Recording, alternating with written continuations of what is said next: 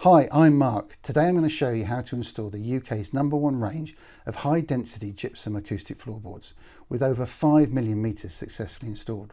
First we have ScreedBoard 28, which combines ScreedBoard 20 with an 8mm thick resilient layer.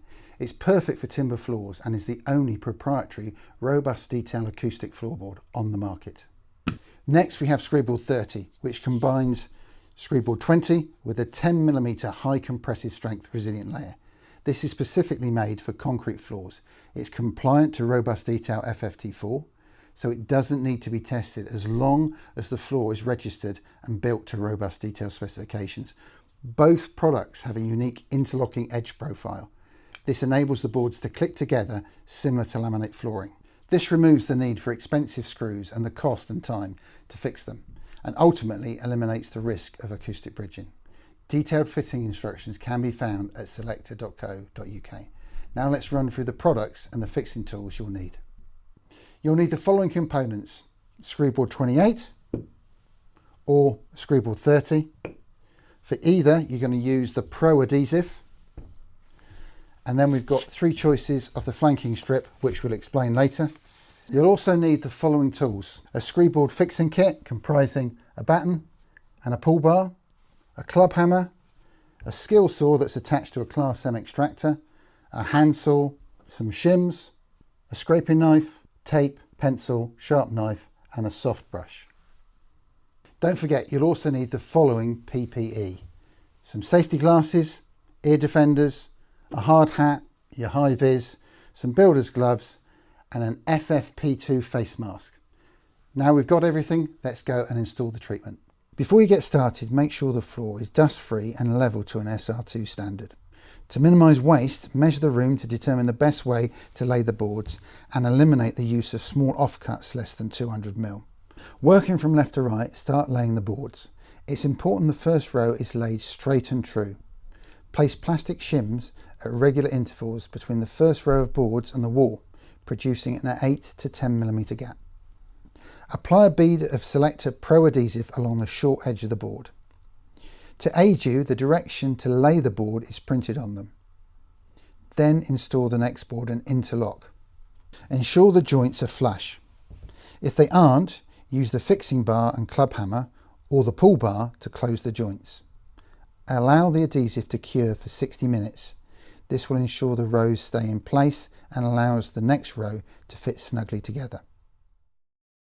Next, lay subsequent rows in a brick bond fashion, starting with the offcut from the previous row. Repeat the installation until the whole floor is covered, making sure an 8 to 10mm gap is maintained around the perimeter.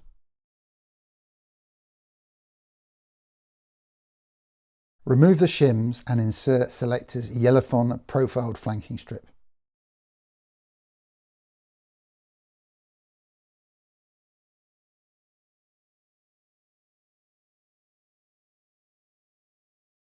Any adhesive that has seeped up through the joint, leave it until it's cured, then simply remove it with a scraper.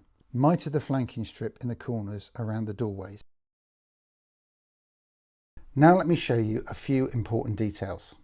A load-bearing partition should always be built off the subfloor with the ScreedBoard dressed up to it, leaving an 8 to 10mm gap that should be filled with the FS strip.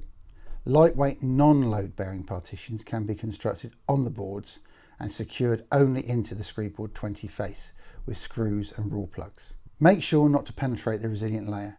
Regarding the edge strip, it's important to inform other trades not to remove or trim the flanking strip until the skirting board is installed.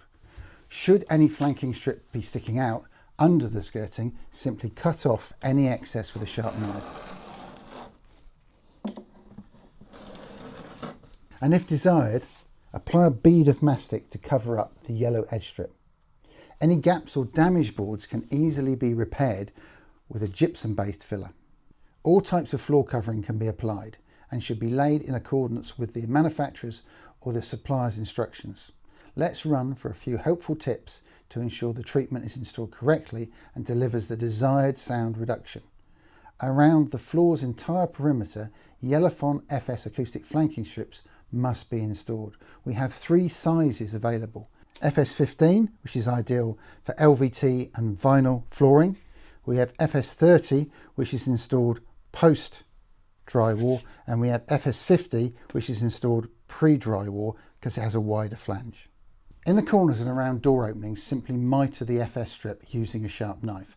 I've pre-cut some to show you internal and external mitres.